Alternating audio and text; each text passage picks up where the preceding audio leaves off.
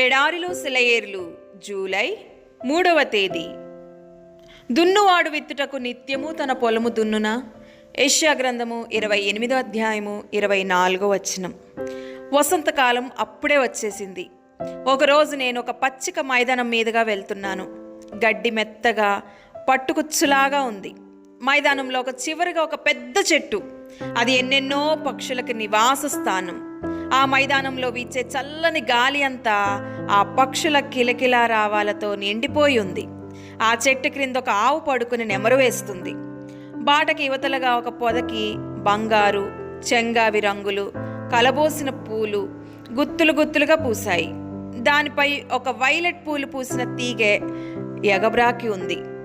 ఆ ఫెన్సింగ్ని ఆనుకొని అలా నిలబడిపోయి ఆ దృశ్యాన్ని తదేకంగా చూశాను. ఇంతకంటే అందమైన గడ్డి మైదానం, అందమైన దృశ్యం మరెక్కడ కూడా లేదనుకుంటూ తరువాతి రోజు కూడా అటుగా వచ్చాను. చూస్తే ఏముంది, అంత నాశనం. ఒక రైతు నాగలిని ఆనుకొని నిలబడి ఉన్నాడు.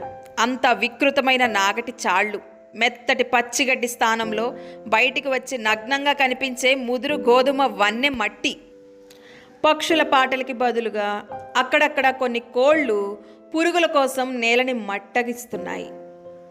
ఆ పూల పొద, వైలెట్ పూలు పూసిన లతలు ఏమైపోయాయో. చాలా బాధపడ్డాను. ఇంత అందమైన దృశ్యాన్ని పాడు చేయడానికి ఈ రైతుకి మనసలా ఒప్పింది. అంతలోనే ఒక అదృశ్య హస్తం నా కళ్ళు తెరిపించింది. నా మనోనేత్రాల ముందు ఒక రూపం కదలాడింది. పంట పండి కోతకు సిద్ధంగా ఉన్న గోధుమ పొలాలు, సూర్యుని బంగారు కిరణాల్లో మెరిసిపోతూ భారంగా ఊగుతున్న గోధుమ కంకులు, ఆ బంగారు కంకుల మధ్య నేల నిన్నటి కంటే వింత అందాలను సంతరించుకుంది. మన పరమ సేద్యగాడు వచ్చి మన హృదయాలని నాగలతో లోతుగా దున్నేటప్పుడు మనకి ఎంతో అందంగా కనిపించిన వాటిని త్రొవ్వి వేళ్లతో సహా పెకిలించినప్పుడు, బాధగా చూస్తున్న మన కంటికి ఆ ఎర్రని నేల మాత్రమే కనిపించినప్పుడు మనకి ఈ దర్శనం కలగాలి. పుష్కలంగా పండి కోతకు సిద్ధంగా ఉన్న పొలాన్ని మన ఆత్మనేత్రాలతో చూడాలి. దేవుడు నా ఆత్మను దున్నుతుంటే నేనెందుకు పెరుగులాడాలి? సగం పని చేసి వదిలేసే సోమని రైతు కాదే నా దేవుడు. పంట పండించటం కోసమే ఆయన ఇది చేస్తున్నాడు. దేవుడి మాటలను దీవించునుగాక.